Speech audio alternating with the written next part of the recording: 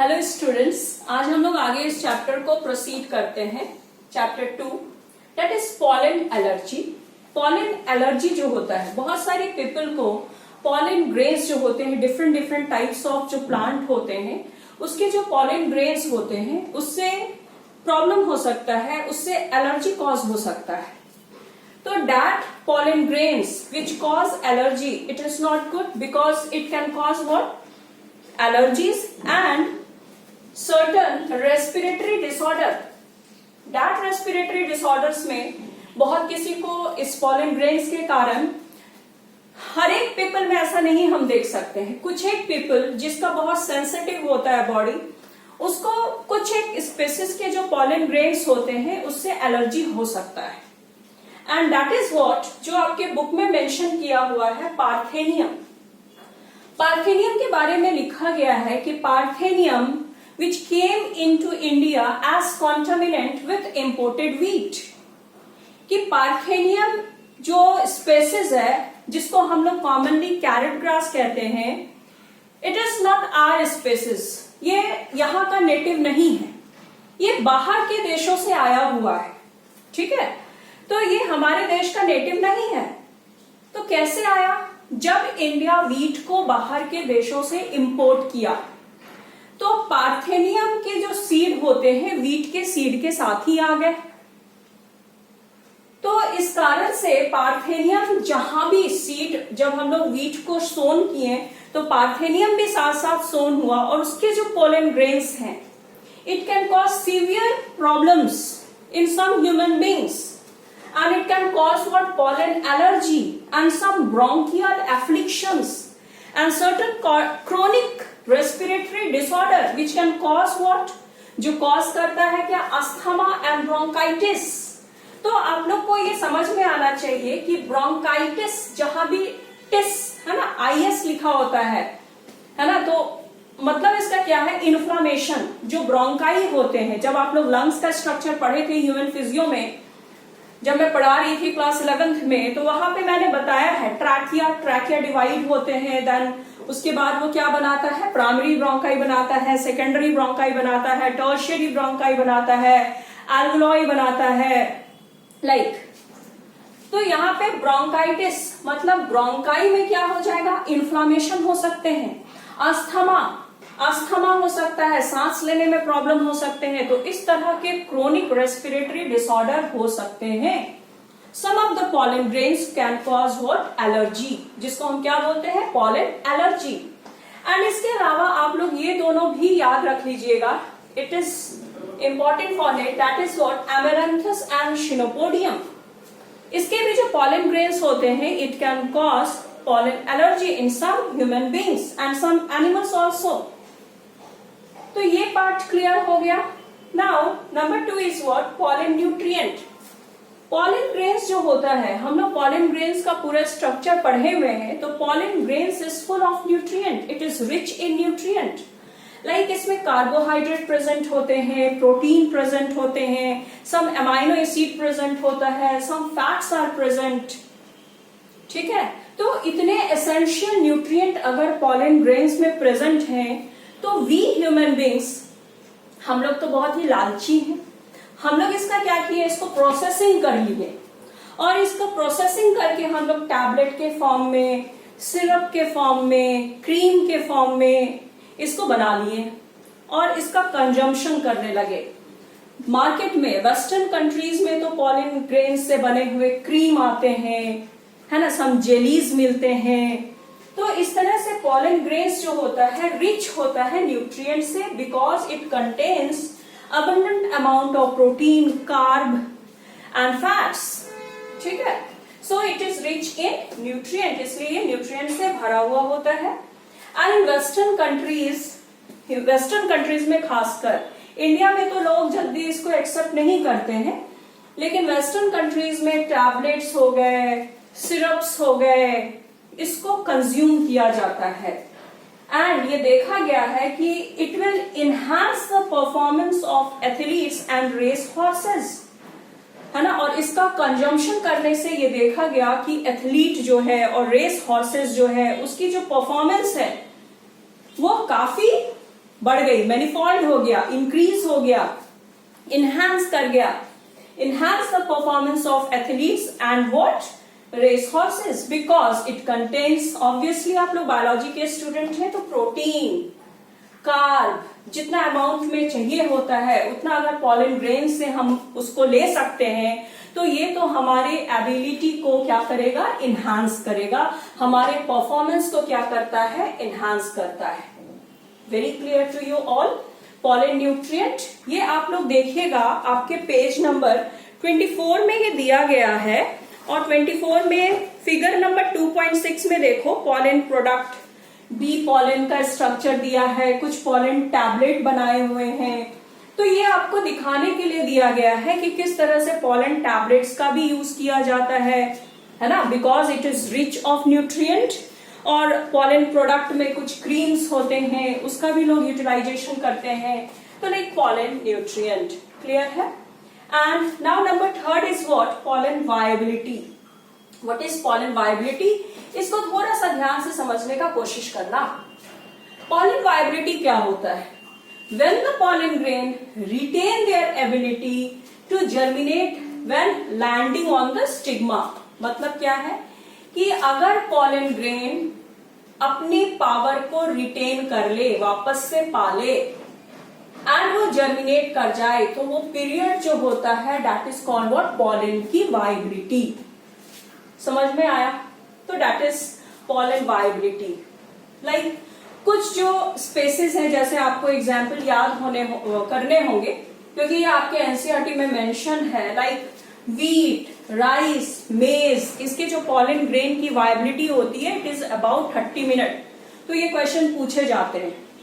जो सीरियल्स होते हैं उसकी जो वायबिलिटी होती है इट इज ओनली 30 मिनट। आप लोग को मैं समझाती हूँ और अच्छे से कि मान लो वीट का हमारा वीट का प्लांट है, ये इसके जो पॉलन ग्रेन्स हैं वो विंड पॉलिनेशन हुआ उसका, मतलब पॉलन ग्रेन जो है वो पॉलिनेट हुआ, उसके बाद वो स्टिग्मा पर स्टिक होगा। किसके स्टिग्मा पर? ऑब्वियसली वो वीट के ही स्टिग्मा पे क्या होगा, स्टिक होगा, तभी तो उसकी लैंडिंग होगी स्टिग्मा पे। तो उसका जो पीरियड होता है एटमॉस्फेयर में अगर वो पॉलिनेट हुआ, उसका जो पीरियड है 30 मिनट का ही है ना। वायबिलिटी पीरियड जो है वो 30 मिनट का है। अगर इस पीरियड में ये जर्मिनेट कर गया तब तो जर्मिनेशन हो जाएगा। अगर ये एक्सटेंड हो गया कि 60 मिनट हो गया, 45 मिनट्स हो गए एनवायरमेंट में और वो लैंडिंग नहीं कर पाया तो उसकी जो वायबिलिटी है वो लॉस्ट हो जाएगी। बात समझ में आया? मीन्स कि मैं ये बताना चाह रही हूं कि मान लो कि ये वीट का क्या है, फीमेल रिप्रोडक्टिव पार्ट, और अगर पॉलन ग्रेन्स मान लो ये वीट का है, अगर ये 30 मिनट के अंदर में इस पर लैंडिंग कर जाता है, लैंडिंग हो जाती है इसकी, तो ये जर्मिनेट कर जाएगा। यहाँ पे ये जर्मिनेट कर जाएगा, पॉलन ट्यूब का फॉर्मेशन कर लेगा। अगर इसके बियॉन्ड जाता है, लाइक 45 मिनट और 50 मिनट्स जाता है, तो इसकी वायबिलिटी जो होती है ये लॉस्ट हो जाती है। ठीक है, ये बात समझ में आया? तो यहाँ ये क्वेश्चन पूछ सकता है कि वीट, राइस, मेज के जो पॉलन ग्रेन्स होते हैं उसकी वायबिलिटी कितने देर की होती है? It is about 30 minute. And Leguminaceae जिसमें पल्सेस आते हैं, सोलेनेसी जिसमें पोटैटो आता है, रोजेसी जिसमें रोज आता है, ये फैमिली के नाम लिखे हैं, है ना। तो इसकी जो वायबिलिटी होती है ये सेवरल मंथ्स की हो सकती है। मतलब अगर पॉलिनेशन हुआ, लेग्यूमिनेशी जैसे है, पल्सेस का पॉलन ग्रेन्स अगर एटमॉस्फेयर में पॉलिनेट होता है और इसकी वायबिलिटी देखो सेवरल मंथ्स तक है, मतलब 1 मंथ भी हो सकता है, 2 मंथ भी हो सकता है। अगर ये लैंडिंग कर जाता है तब क्या हो जाएगा? जर्मिनेशन हो सकता है। तो हर एक प्लांट, हर एक स्पेसिस की जो वायबिलिटी होती है, पॉलन की जो वायबिलिटी होती है वो डिफरेंट होती है। ये बात समझ में आया? That is called what, pollen viability. फिर से डेफिनेशन एकदम याद होना चाहिए कि when the pollen grain retain their ability, retain मतलब वापस से पा लेना, retain their ability to germinate while landing on the stigma, stigma पे लैंड करने पर वो अपनी वायबिलिटी वापस से पा ले, जर्मिनेशन करने का जो उसका प्रोसेस है वो वापस से उसको मिल जाए, तो उसी को हम क्या कहेंगे, पॉलन वाइबिलिटी कहते हैं। Very clear. There are two factors, छोटे छोटे ये क्वेश्चन आते हैं 1 नंबर में। देयर आर टू फैक्टर्स जो पॉलन की वाइबिलिटी के लिए रिस्पॉन्सिबल होते हैं। Like number 1 is what, extrinsic factor. तो एक्सट्रिंसिक फैक्टर में क्या होता है, टेम्परेचर, है ना। मान लो कि मैंने यहाँ बोल दिया कि जो वीट का वायबिलिटी है ये 30 मिनट का, टेम्परेचर बहुत ज्यादा है, लाइक 45-50 डिग्री सेल्सियस है, तो उसकी जो वायबिलिटी है वो तो खत्म हो जाएगी। हाई टेम्परेचर में वो ग्रो नहीं कर पाएगा, जर्मिनेट नहीं कर पाएगा। तो यहाँ पे वायबिलिटी के लिए जो फैक्टर होते हैं, दैट इज एक्सट्रिंसिक फैक्टर, जो एक्सटर्नल फैक्टर होते हैं जो इसको इफेक्ट कर सकते हैं। टेम्परेचर हो सकता है एंड ह्यूमिडिटी हो सकती है। And number 2 is what, intrinsic factor, उसका जेनेटिक कॉन्स्टिट्यूएंट कैसा है, जेनेटिक मेकअप कैसा है, क्योंकि जो उसके डीएनए होते हैं वही उसके क्या कहलाते हैं, जेनेटिक कॉन्स्टिट्यूएंट, ठीक है, वो डिसाइड करते हैं। तो ये 2 चीज समझ में आ गया होगा कि पॉलन की वायबिलिटी क्या होती है। Now next topic is what, cryopreservation. तो what is cryopreservation? Cryopreservation का मतलब होता है कि हम पॉलन ग्रेन्स को, various type of pollen grains को हम लोग लॉन्ग टर्म के लिए उसको स्टोर करके रख सकते हैं। जैसे आर्टिफिशियल इंसेमिनेशन के लिए, आपके एनसीईआरटी बुक में ये दिया हुआ है, आर्टिफिशियल इंसेमिनेशन के लिए ह्यूमन के या किसी एनिमल्स के जो सीमेन को हम लोग स्टोर करते हैं, एक्सक्यूज मी, ओके, लाइट का प्रॉब्लम हो गया था बीच में, ठीक है। यस, मैं कह रही थी कि जो एनिमल्स है और human beings, including human beings के सीमेन को स्टोर करते हैं फॉर आर्टिफिशियल इंसेमिनेशन, तो उसके लिए खास एक केमिकल होता होगा, एक खास टेम्परेचर होता होगा जहां पे उसको स्टोर करके रखा जाता है फॉर आर्टिफिशियल इंसेमिनेशन। ये आपको रिप्रोडक्शन में पढ़ना है, ठीक है। तो क्रायो प्रिजर्वेशन भी हम लोग वही करते हैं कि पॉलन ग्रेन्स को फर्दर क्रॉप ब्रीडिंग प्रोसेसेस के लिए, है ना, we preserve the pollen grains, है ना, फॉर व्हाट, किस चीज के लिए हम लोग उसको प्रिजर्व करते हैं, फॉर क्रॉप ब्रीडिंग पर्पस, है ना। जब प्लांट ब्रीडिंग हम करते हैं तो हम अपने डिजायर पॉलन ग्रेन्स को क्या कर सकते हैं, प्रिजर्व कर सकते हैं और उसका पॉलिनेशन करवा सकते हैं और उसको जर्मिनेट करवा सकते हैं। तो फॉर क्रायो प्रिजर्वेशन के लिए -196 डिग्री सेल्सियस टेम्परेचर चाहिए, very important, -196 degree Celsius temperature. And next point is what, इसको प्रिजर्व करते हैं हम लोग लिक्विड नाइट्रोजन में। इसको किसमें प्रिजर्व किया जाता है, it is preserved in liquid nitrogen. That process is called what, cryo preservation.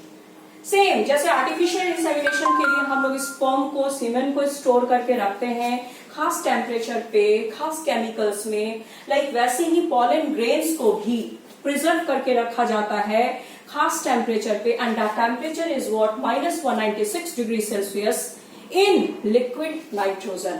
That is called what, cryo preservation, ठीक है। तो मैं यहाँ पूरा कंप्लीट कर चुकी हूँ, जो हमारा पॉलन ग्रेन्स था, पूरा एंथर था, पूरा स्ट्रक्चर हम लोग स्टडी किए।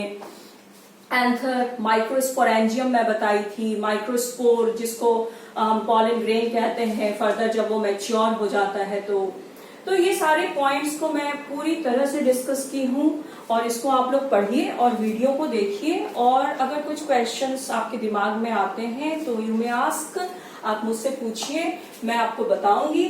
और यहाँ तक ये हमारा मेल गैमेटोफाइट का पूरा कंप्लीट होता है। नेक्स्ट टॉपिक जब मैं लूंगी तो उसमें मैं female reproductive part, that is carpel और पिस्टल के बारे में डिस्कस करती हूँ, ठीक है। Okay, thank you.